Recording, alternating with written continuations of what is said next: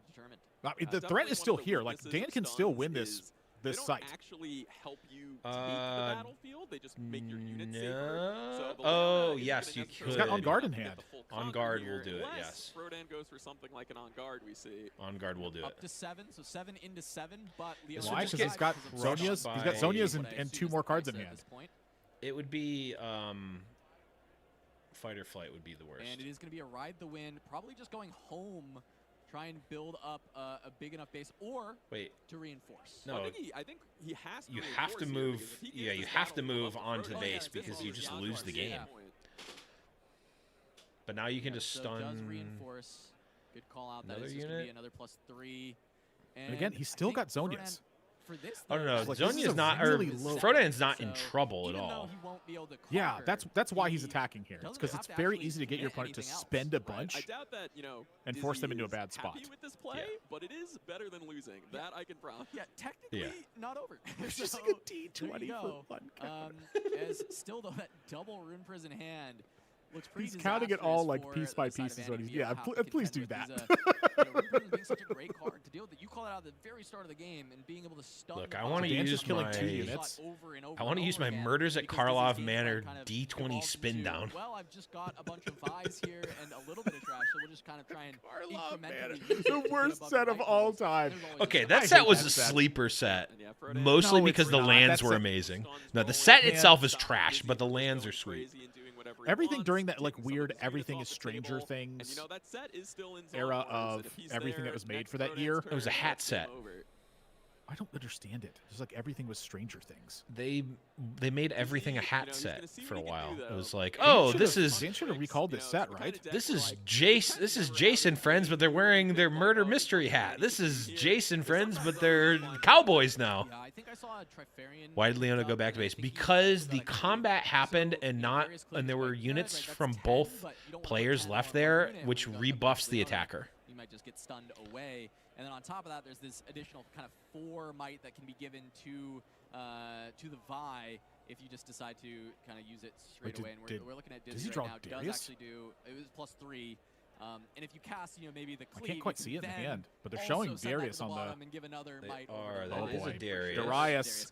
Yep, and one of the great things about Vi is she doesn't always need Ride the Wind. She just has ganking. Yeah. So maybe set's not as safe as we thought. Yeah, I wouldn't have left this. I wouldn't have left this set here. I thought leaving the set here was really scary. This is just gonna be 10 might that will be able to we take do away get to stun this, which is nice. With just the Darius in, and I think this is just going to be an easy response and rebuttal from Frodan to just kind of go for yet another Rune Prison. Rune Prison. The stuns just keep coming. All of the things that Leona does just chain make stun. any. You're just unsummon. All right, Dizzy still has a problem. Okay, I'll Raging Goblins, engulfing flames. Raging Goblin, engulfing flames. Raging Goblin, engulfing flames. Yeah, tell me your age without telling me your age. What, you don't remember the Magic the Gathering Battlegrounds for the original Xbox? You didn't play it on PlayStation 2.5? But it is in fact a friendly unit of itself. So I'm going to need you to have older references so I can feel included. Okay, that's got to be roughly the right age that you would know. Magic Battlegrounds for the original Xbox. That's got to be like 2002. Stun the Vi, and I think Wrath of good counter spell. Yeah, Dizzy kind of just saying, all right, having to mush the button to get mana was that was the bad part of the game. If you didn't have to mush the button to get mana, I refuse to believe that there's any bad part of the game. You know what was actually the bad part of the game is being able to run over to your opponent's side of the board and grab their rune.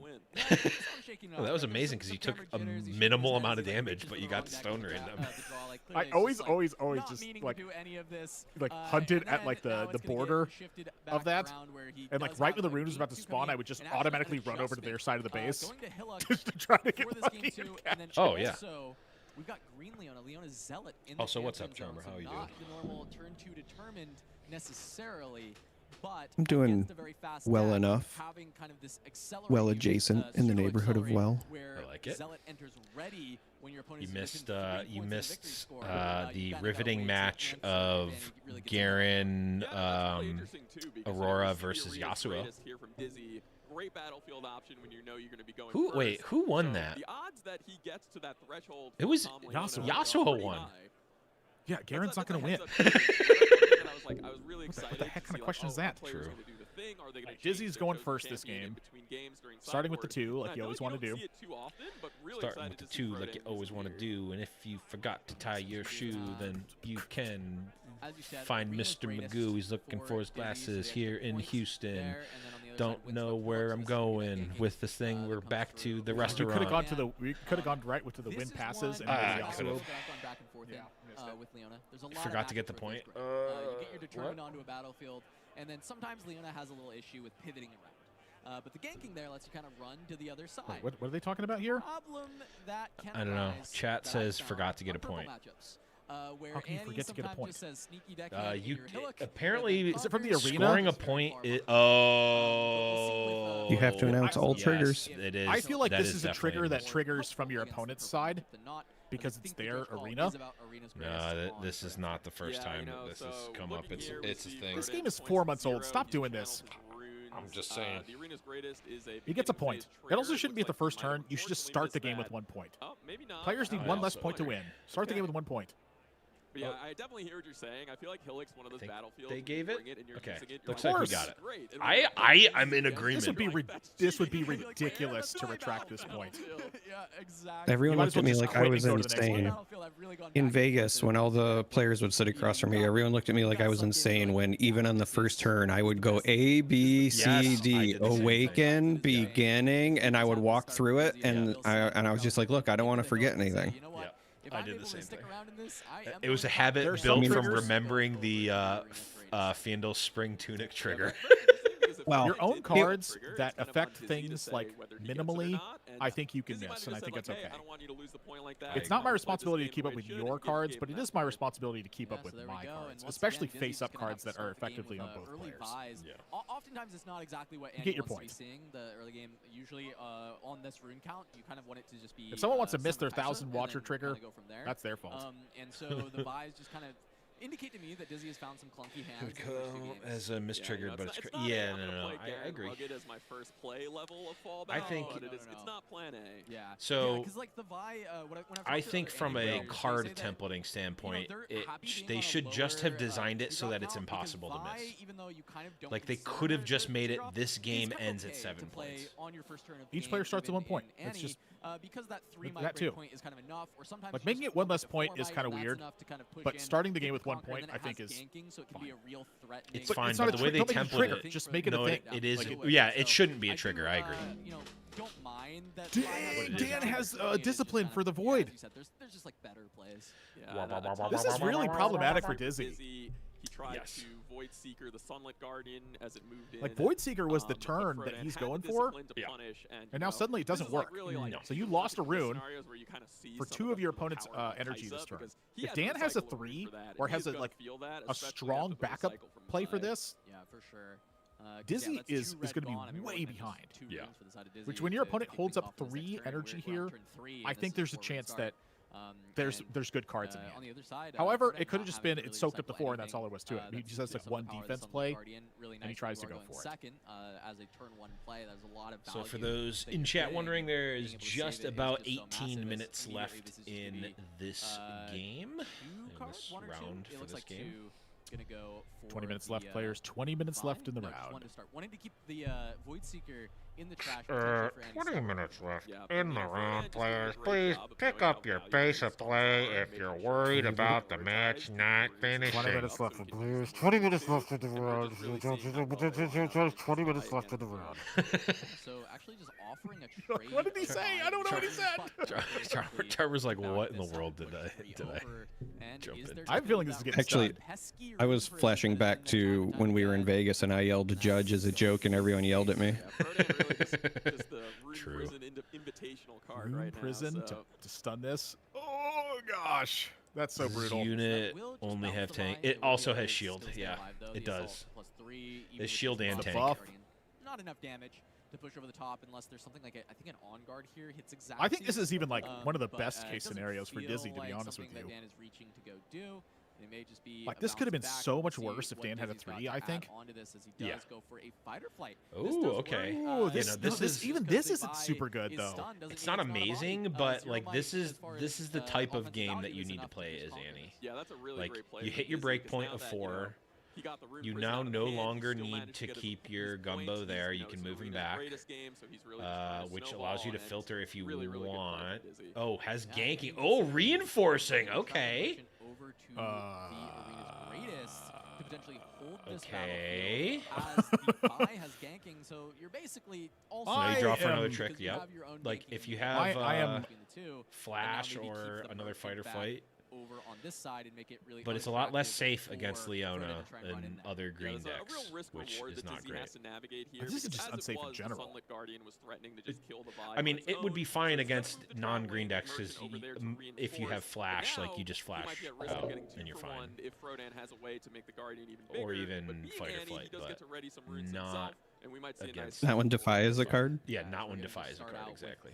I just don't like these kinds of plays. You know, she's arriving a little bit late to this game, but still. For Annie, it's fine. Time to kind of still find that victory, as you don't have to worry about. I'm just excited to see more Leona. I'm a firm believer that when we get Spirit Forged, Hook Leona might be a real deck. Yep, and it looks I'm like not that a believer. We know exactly what kind of player Charmed is. And it looks like the hold on the arena. Charmed is getting those $2 mythics and is like, come on, next set. No, they're not $2. The Leona the Leona spell, signature spell is like $35. I know that, but I'm saying I know what type of player that Charmed is. Charmer wants to play the expensive bad deck. Expensive bad deck. You're not wrong. I want the prettiest bad deck I can have. Look, I have all of the alternate art bad cards, okay? Another note, Green Jack's giving a quick draw is also busted. The Leona deck? Yeah, that was a really interesting play from Leona Frodan, 'cause I think I saw a call to glory in his hand, so he could have said, hey, How are ya? I'm going to try to crack Good, how are you, Kuvi? I'm good, thank you. Okay. Have you been enjoying the matches? Yes, they've been. I mean, we got to see Yasuo versus Garen, so how could I possibly not be as happy as possible? Oh my god. That Aurora Garen deck. That is going to let Dizzy, you know, kind of have a go light of like, okay, there's not a lot of runes available. And by so good, left, I mean it was and just you know kind of what that might value is going to be. But the hidden card gets to remain hidden, and 2 runes available for Frodan. So I like that there's no like downtime between, almost no downtime. It's like game after game after game. Yeah, that is a time travel innovation that we've come up with. That's why, like, people were commenting so much on the videos from Vegas, being like, "Oh, how come the casters didn't stop the match when they saw a thing?" It's like, bro, that round ended an hour ago in real life. I'm gonna be honest with you. I don't know if this is a best of 3 kind of game. What does that take? What? This is the best of 3 game. Look how long the rounds take. I think. What? Okay.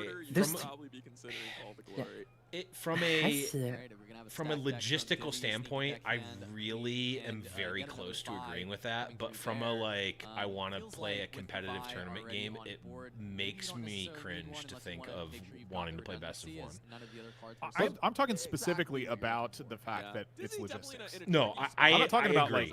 like design and standpoint. I'm talking about like logistics. Like you can't have rounds that last 85 minutes. No, I agree. Freaking 9 rounds. Oh my gosh, it'd take like 13 and a half hours. Yeah.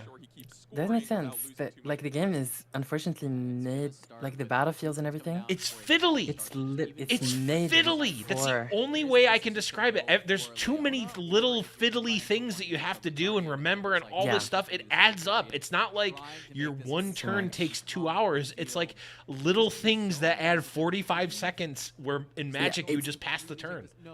Well, you know what it actually feels like? It feels like you're playing Commander and you have to do 700 things during your turn. Yes. Which makes the game fun. How long a 3-round Commander tournament would last? Yeah. Yeah, like you could have a Commander tournament that just the game starts on turns and it would still take 13 hours to do day 1. It's like, all right, everyone, round 1 has begun, and that's time in the round. And players take 5 additional turns, and CDH games would still take 3 hours. I still think that being forced to randomize when you recycle it is problematic. I agree.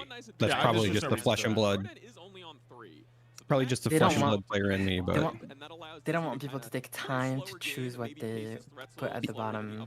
You know. Okay, but the rules should be prepared for it. And if you're not prepared for it, you take too long. It's caution, warning, game loss. Yeah, because the alternative is like you have to shuffle and then offer your opponent a cut and then put it on the bottom. I think the thing that they don't want is for it to be gameplay optimal to write down every single card that your opponent or yourself. Then they update their note-taking rules. I agree. I agree.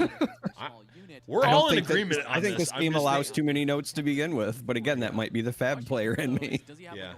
No, that was the. The thing I didn't like about fab notes is you couldn't write down an opponent's hand. Really great use of Gust there. You know, a lot and I was like, wait, what? I'm using Gust it's like, why not? My opponent's units to their hand. It takes me 3 seconds. I'll just do it during their turn. Sometimes, you know, saving your It takes more time to ensure the randomness than choose. That's I agree. And will allow Dizzy to potentially put that it's a little combo together. Dan is dominating. Look at this. Yeah, I mean, as the NA player, this has got to be the worst. This has got to be one of the worst matchups for this deck. Like, another Zonia's. Everything I don't want to see. It's got big units. It's got stuns. It's got counters. I hate it. Yeah, I would argue that the stun theme of a Leona list is actually worse than the just like bigger units of a Yi, because you can go over the top of that. You can't really play around stun as Annie. True. Oh yeah, and also Hidden Blade. That is true. Yeah, yeah. Right, yeah, you can still. A card that I hate more than anything in the world. That's also a hidden. Is Hidden Blade? No, it's actually cool because like yes, I hate this card. You don't think really of calm order as like. Yeah, I think it's pretty fair. Depth, but, you know, no, I just hate giving my opponent 2 cards. Oh. Oh no, you never target your opponent's unit. You target your own. You draw 2 cards. Yeah. You draw 3 when it's on the right battleground. I hate. I don't want to kill my own stuff. Oh well. I want to make them kill it. Fuck that unit then. It's dying. You're not a Shadow Isles player. It shows. Yes, I was. I was a Shadow Isles player. That's why I said I want to kill my own units. True. Oh. When's Elise coming out? Oh, she's gonna be Spider. She's gonna be like Rumble, but for spiders. He's gonna build but all spiders. It's coming out for a Halloween set next fall. Wait, a Halloween secret lair? Elise will come out when we get our first flip cards, and her legend will. You won't have a chosen champion. You'll deploy her legend and flip it. Wait, don't get me excited. I want that card. And I'm actually in favor of that. I want flip cards that don't need to be in the deck because I don't want to. I want to be able to play a clear sleeve and just physically flip it over. Right. I hate. I knew exactly cards. what my audience was when I said this. I hate the fact that you have to play flip cards and you have to take them out of your sleeve and physically flip them over. That is the worst.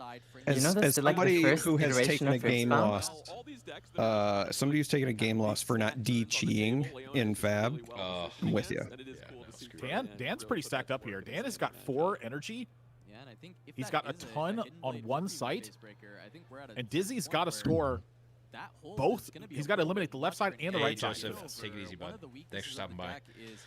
It can't get over. This is really tough for Dizzy. Yes, it has the Darius, which can kind of do a decent job. Well, do you have enough power for this, or might rather? I don't think so. That's step 1. I mean, when you move the gumbo and then immediately flash it back, that is not a sign of strength. No, that's a discard for the flash. Oh, it's a discard. Okay, yeah. So assault. All right, so we've taken care of one site now. I think the biggest issue is they might have to do some sort of Vi activations in the moment that she gets stunned going into the other thing. It's just over, right? Like. It does have to have it. I don't think it's a ton, but he's got a few cards left in hand, as well as just a massive. Did we see the hidden card already? I think we know what it is. But I mean, did it already get played? It might be a hidden blade. You're right. I mean, it could be a hidden blade. Oh, it's still there. Okay, I see it. I see it over there. I thought. Try and make this happen. My assumption is that it's just always Zonia's, which is probably how I get caught. Well, it could be Zonia's, it could be Facebreaker, it could be Hidden Blade, it could be. That's probably the range, it is just right? Whatever Dizzy's got in hand. Right, and you know, as we saw before in that fight or flight play, if he can clear the units out, a stun isn't going to be good enough to stop the conquer. 8, 9, we're seeing 10. Wait, you can't go over the limit. That's the turnbuckle rule. Cycle it all. I've got to try to win. Ding, ding, ding. Please, please, please, please, please, please, please. Also, I'm pretty sure you're supposed to pause at 6-7 and do the hand motion. Yeah. Oh my god. Cross your fingers and pray that hidden card is another Tired young boys, it's required. Is just gonna do it. The 2 draws are gonna come through. Just draws the card. Screaming for. It's gonna be Vi going to the trash. Dizzy Only 3 runes and a Poro and a Druid. Man, There's only if 6 minutes left though, and Dan's up a game. Yeah. What's actually interesting If because I that am, does still have the assault from the cleave. Oh, can he do something here? And I think he maybe has he sees a gust. He sees it. Ride the wind. Okay. And ride the wind plus gust. Okay. Yeah, there's assault 3 this turn. He's gonna do a little move trigger. Yep. Get rid of an unnecessary Assault 3 stays traveling for the whole merchant. turn. Does Frodan have cards, or are they all on the table? He has some amount of cards in hand. It's 7 1 or to 2 8? cards in hand, 4 runes open. This assault trigger, so it's 5, 7 into. No, wait. 8, so he's currently Yep, behind. it's not enough. But if there is a gust here, I'm not sure that there's. Does Dan have nothing to play? If a gust can take out that Poro, Okay, this Dan might has be- why cards would in, we but need- he's not losing yet, right? Dan doesn't have to. Yeah, we're fine. It's, Oh, it just has another hidden blade. He's got another hidden blade. Oh, wait, you guys are literally Does he ahead of shakes me. his head? He's just How? Like, yeah, that's tough. Draw 2, I don't know how nothing we're left. ahead of you. Just to cleave, he had the Okay, I second think we're cleave, so synced he up would have been now. able to push over initially. 5 to 7. Oh, but that's it? Game! Oh my god! Dan is Crazy. 2-0 with like the 3rd worst deck. That's not true. There's no way that's true. There's like Garen, Lux. Garen, yeah, okay. Yasuo is probably worse. Whoa, whoa, whoa, whoa, whoa, whoa, whoa, whoa. No, Jinx is there's worse no way for Yasuo sure. is worse than Leona. Jinx is 10 times worse than Leona. Whoa, whoa, whoa, whoa. Yeah, that's not a deck. Whoa, whoa, whoa, whoa, Okay, we don't count the whoa, ones whoa, that don't whoa, that whoa, don't whoa, exist. whoa, whoa, whoa, whoa, whoa, whoa. I get just happy that Leona It could be a was printed like, card. I That love doesn't the mean it's a so deck. much, it's cool. Jinx is a love deck. Jinx too. He's a sweet guy. He's playing the anti-deck. Jim so- Davis I gotta is get playing going. Jinx right now. I see Leona and I got Magic Worlds has started, so I can jump over to that. My Okay. favorite deck comes to play, and it's Bye, really Admirable. Thanks for hanging out. You know, one loss is not the end of the road for Dizzy. You can still make Okay, that big run. let's Yeah, no, definitely still a lot of rounds left to update play. the This looked thing. like, you know, really- he was How's it really going, good. chat? How we doing? How's everybody? And he's like, shoot, the rogue deck that's good against me. So Alright. we are going to have Let's struggles there. do- But whoop. before we get into our second match of Oops, this that's not the right round, thing. we do have a deck tech with Prismaticism. Oh, we've got a So deck. let's go Oh, ahead we got a and talk about Prismat deck Priz on what tech. he's brought. Okay. Oh my god. We get to see I'm here what they're with playing. Prismaticism, fresh off the, Wait, if top Prismat eight doesn't mention me, Vegas. I'm And jumping. Priz, you've had Let's a lot of see. success in a ton of different games over a long period of time, but I wanted to ask you how Alright. it's been competing in See if person in your Kuvi's first kind mentioned. of physical TCG. Oh, it's been a great experience. The community has been great. The people have been really friendly, and I've even getting the feeling kind of back in HOTS early days. The first time I went to a LAN, where you see a lot of faces that you recognize from online or from other games, and then it's just like I'm feeling flustered seeing them, but then like they're the ones flustered seeing me too in a way. So it's really cool. No, that's really sweet. And I you know, you had this big success with Teemo in Vegas, and you're running back the Teemo, so I wanted to Okay, give a back chance for on you the to kind of Teemo. talk about this Teemo Nice. list for our audience so people can understand what the Swift Scout is trying to do. Okay, yeah. So Teemo, he's built around hiding cards for 1 mana instead of paying power costs. That's the core of the deck, where you get to hide cards very efficiently. The star of the deck, though, is Dr. Mundo. I got him. With purple and blue, you have a lot of cards that you can play cheaply, and that Doctor. replace themselves, so you can fill up your discard pile Doctor. very Dr. quickly. Mundo. So it reaches just enormous numbers of might that other decks can't deal with. The other card. What do you that is think the very Mundo important legend is would do? Ember Monk. Some What decks it can deal with pleases. Mundo, yellow decks primarily, Ooh. but the decks that deal Yes. with Mundo can't deal with Ember Monk. And even the other matchups, Ember Monk gives me the tempo that I need. Like to get to the Mundo, late game. that Mundo And is then a kind of couple other cards that are very embodying important. his I've got his Consult the Past his and W, Stack Deck. right? Is that what it These is? let me see a lot of Yep. cards from my deck every game, which makes the deck very consistent, and then also gives me a lot of choices. What to if make he just during gives the game, all which of makes your the deck units very skill might intensive to equal play. to the number of cards in All your right, that's trash? awesome, Priz. Thanks so much for giving us a little bit of breakdown. Best of luck. This I know is you're trying to passive get that ability. Metal card, so I hope we'll see you do And really then- well in Wait, this that's the breakdown? Robbed. All right, Frank, we got a treat for you. Baby. Timo. I know you wanted to see Timo today, and we What, can not see the it in terms of breakdown, who has the been doing a 10-second really great job breakdown. with the series of Riftbound, and we saw him in Robbed. top 8 in Vegas on this Timo deck before. Literally, Yeah, though. no, I'm super excited. This is exactly what I wanted. Also, love Priz, you know, great Legends of Runeterra player as well. So I'm just really excited to see what he can do with this Teemo deck. Seems like he really knows the ins and No. outs. Oh, it's his Um, E not passive. for- not Okay, for yeah, build, you're but right. looking to really I optimize don't know Mundo. why I And was have this saying that Raven like I where knew. if I you don't can know. get Mundo big enough, especially in this meta, a lot of the decks just literally I cannot don't know beat these it. things. Yeah, I absolutely love it. Wait, and, who's you know, loud he over my even brings up voice? the Ember Wait. Monk. We actually saw some builds of Whoa, the whoa, all in Mundo, actually foregoing Ember Monk and really just kind of going all in on that Mundo. But I like that he's got this like mid-range. Should be better now, I think. In the games that he can't. Am I too loud? Am I too loud? Yeah, no, his logic makes perfect sense. There's not a lot You're good of for me. removal out there to punish your Mundos, but when there is, You're always good for me. Oh, all right, well, let's jump in with match 2 of round 2. It is Prismaticism. Kuvi, are you going to versus are you going Alan to Wu, the who is a TFT thing next MTG week? Pro Tour champion. No. So this is a Why? hell of a match to get out early on to have Why Priz not? versus Alpaz in Teemo versus Because it's in Kaisa, Paris, two and titans of there's the no TCG industry going up tournament. against each other on two titans of the format. There's Riftbound And in stuff. Vegas, we saw Priz dismantle Sure. some Kaisas over and over again. Oh with wait, his this Teemo, is the but lore even matchup. From talking to Priz, he thinks This he's is a bit This is Priz apparently versus like Pro Nalpaz. Tour winner, Yeah. MTG Pro Tour winner, and I prepped. Okay, I prepped a lot with Priz over this list, and obviously my teammates. I'm rooting for Priz. I'm gonna be judging all the plays and everything.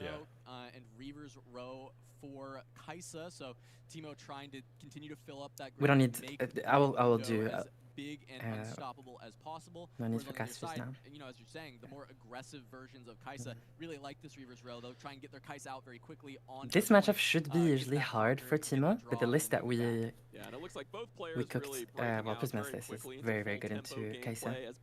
Good. Have you did you see it?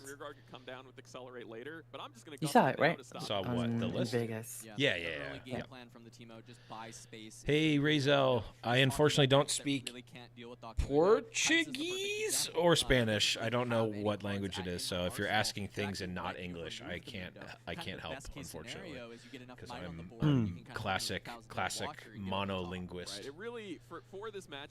Well, I can tell that they are referring to recycling of runes, and they want to know if this is correct. And I think that there was something about missing something. I don't know. Well, Evans, this is your show, so I put the onus on you to copy and paste it into a translator. Nope.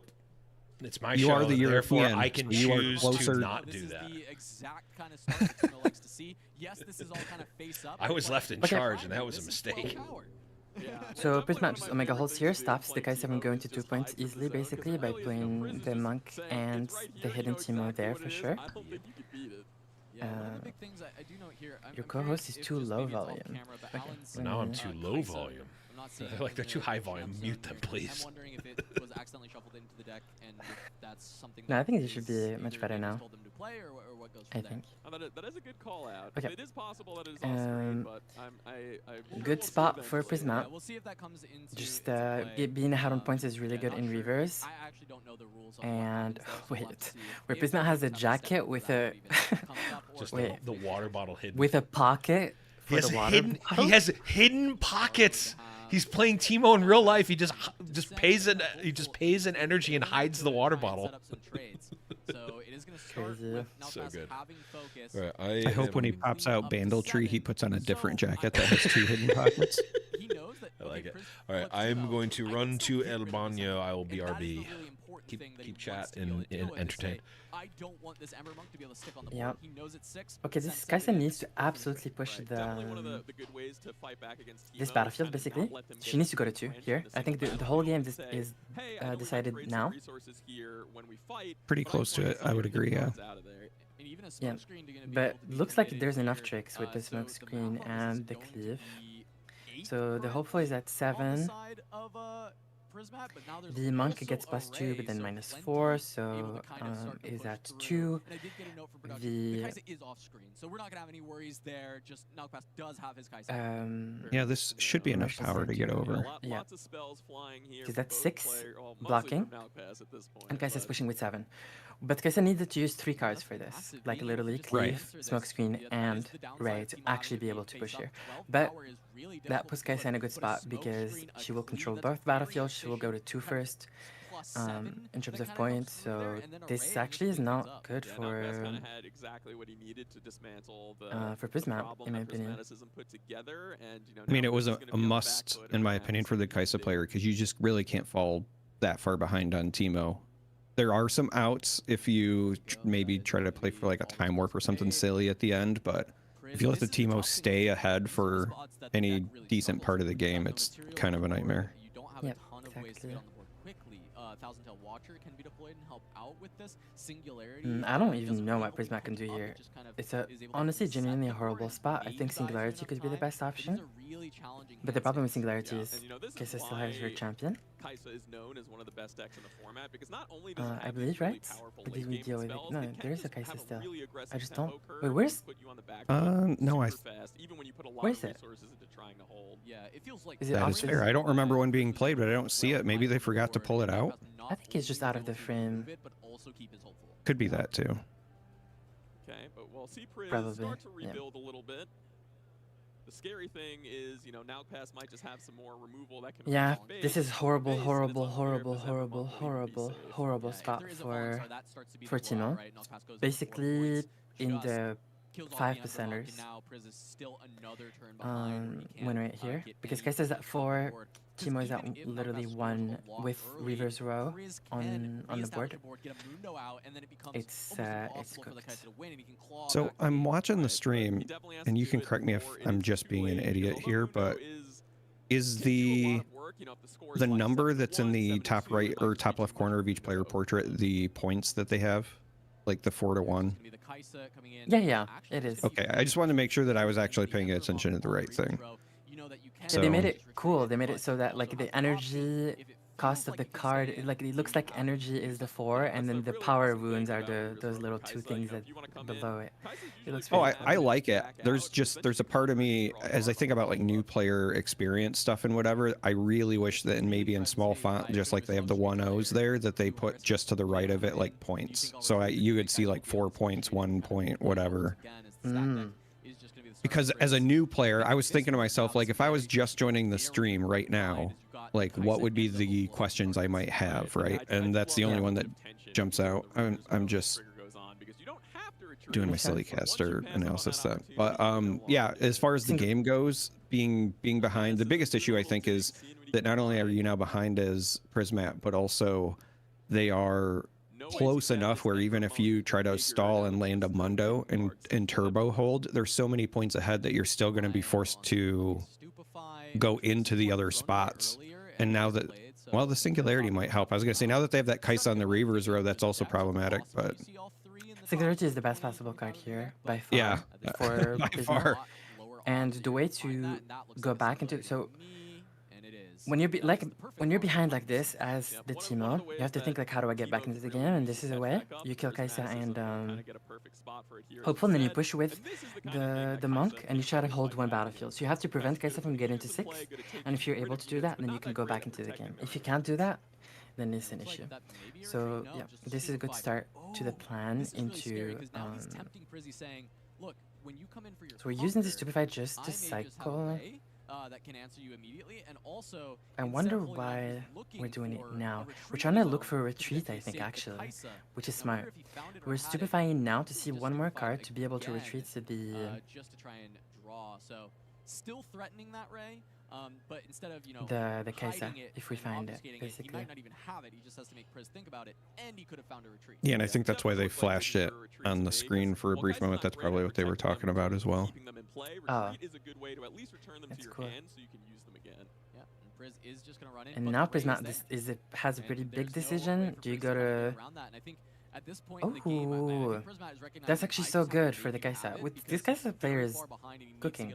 Well, the Reavers row game 1 is not cooking. You But... can't just let the Kaisa keep running you over, as I believe there still is. So because the -1 from the Stupefy is permanent for the whole turn, that was gusted earlier on in the game. So that monk was at 3 and the Ray was able to deal with it. Nalpass definitely has done a really great job of just keeping Priz So under the here gun, Kaisa being like, hey, I know can... you're trying to play a slow game and set up for your big window down the line, and I'm just not going to let you do that if I can. like an accelerated Kaisa here or a Darius would be... the game is over. If a Darius comes onto that reverse... That I've not seen in many Kaisa decks. The Consult the Pass from Nalpass, really valuing even more card draw in the main deck. Yeah, no, that is very interesting because, you know, one of the, what might look like a drawback is you can't actually pay the hidden cost with Daughter of the Void, so you actually have to recycle if you're looking to hide it. But Nalpass just kind of, I guess he's leaning into that tempo build and saying, I'm willing to sack runes to just have more cards and make sure I can just keep driving in for points again and again.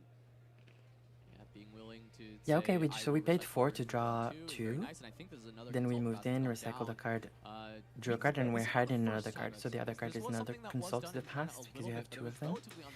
Kaisa wasn't able to go to 6, so this isn't like worst case scenario really. But she has infinite draws, so you can't run another singularity here. Does nothing because you don't run them out of cards. Yeah, and this is a nice play from him because, you know, as you said, I think he does have that rear guard. He could have gone to 6, which usually Thanks is for a the pivotal follow, number to hit, Silicone but I think he's Biceps. kind of more That's determined, I crazy don't need name, to by the way. rush. I can just draw a bunch of cards, and then I will absolutely be able to overwhelm whatever prismaticism can offer to finish out the game. Yeah, it's also possible that I just missed him discard it to Warrens, and he doesn't actually have it in hand. But Wait, if you he are did, kind there of is low, still, as you actually. said, like reason to hold back because you just have control of the game, and you just need to keep holding on to that control. Yeah. You know, It's fine, I'm heuristics eating are some good, snacks saying right you always want to get to 6 if you I can hear is you. good, but that doesn't mean it's always right. Correct.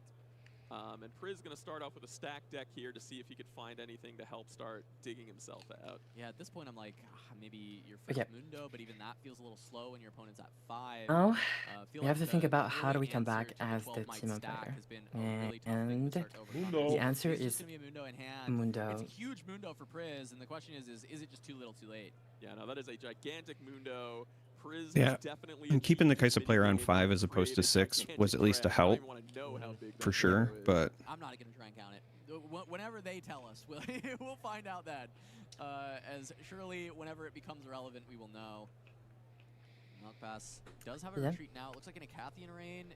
But the problem is here, obviously Time Warp finishes the game. I don't know if we're on 10 runes or not. I don't think we have the blue. We would need one more blue rune, right? No, you can pay it. 3? You can pay with Kaisa. Oh, yeah.